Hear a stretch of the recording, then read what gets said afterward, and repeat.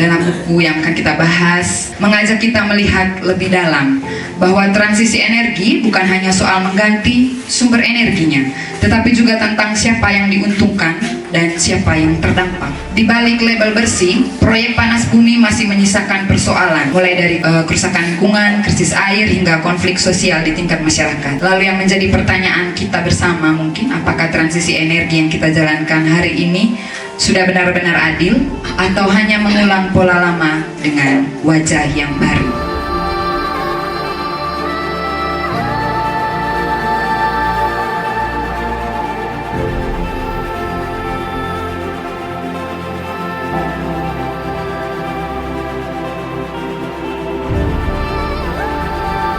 Kalau kita bicara soal ekstraktivisme, tidak hanya bicara soal tambang mineral batu bara tok atau migas, tapi kita bicara soal bagaimana rezim hukum, bagaimana rezim pengetahuan, bagaimana rezim keuangan itu beroperasi dalam satu sistem yang sama. Jadi ekstraktivisme itu melampaui urusan komoditas. Teman-teman sekalian, kita ini punya tantangan besar untuk konteks forest dan lembata. Jadi semua masuk dalam satu kategori yang disebut sebagai energi baru dan energi terbarukan, dan dalam konteks Indonesia, pemerintah mengklaim ini baik untuk masa depan iklim. Setelah membaca buku ini, saya baru sadar bahwa urusan geotermal bukan sekadar urusan listrik tadi, tetapi ada bisnisnya. Bisnis selalu mencari keuntungan. Ada begitu banyak pelaku-pelaku geotermal ini. Tapi sayangnya, bisnis ini itu mengorbankan lingkungan dan masyarakat. Nah, kali itu setelah membaca dan sudah lengkap sekali tadi diceritakan tentang buku ini, akhirnya saya berpikir untuk memberi berjudul lain, Kedaulatan di Balik Investasi, Menguji Legitimasi Meaningful Participation.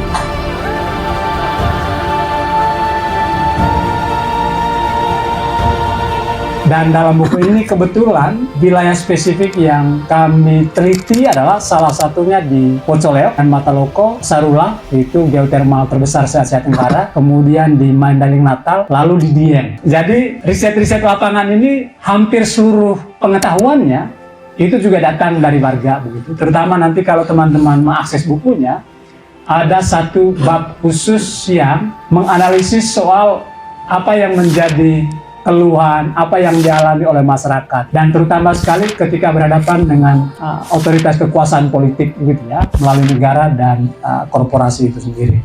Nah, dalam perspektif antropologi hukum, terdapat dikotomi tajam antara legitimasi negara yang bersifat formal legalistik dan legitimasi warga adat yang bersifat substansial tutorial. Legitimasi negara itu memandang panas bumi, kalau dalam kacamata Undang-Undang 21 tahun 2014 tentang panas bumi, dia bilang begini, pengusahaan panas bumi dianggap sebagai kepentingan umum yang memberikan kewenangan bagi pemegang izin untuk menggunakan lahan. Jadi regulasi ini selalu dipaksakan untuk kita jalankan.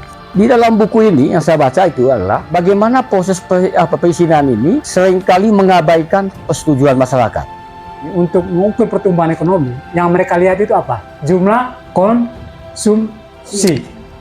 Jumlah konsumsi itu urusannya soal menggunakan duit cash, transaksi. Nah, ini penting untuk teman-teman ekonomi. Dalam konteks masyarakat lokal, tidak semua pemenuhan kebutuhan ekonominya di meja makan misalnya, tidak sepenuhnya bergantung pada uang. Dari 7 menu makan misalnya, jangan-jangan sebagian besar dihasilkan dari pekarangan sendiri, tidak melulu bergantung pada ekonomi uang. Karena seringkali mengabaikan soal bagaimana warga mendefinisikan apa yang mereka maksud sebagai ekonomi itu sendiri. Lalu yang kedua, kan skema bagi hasilnya melalui DBH, kan, dana bagi hasil, gitu ya. Dan model ekonomi seperti ini, profit terpentingnya larinya ke investor.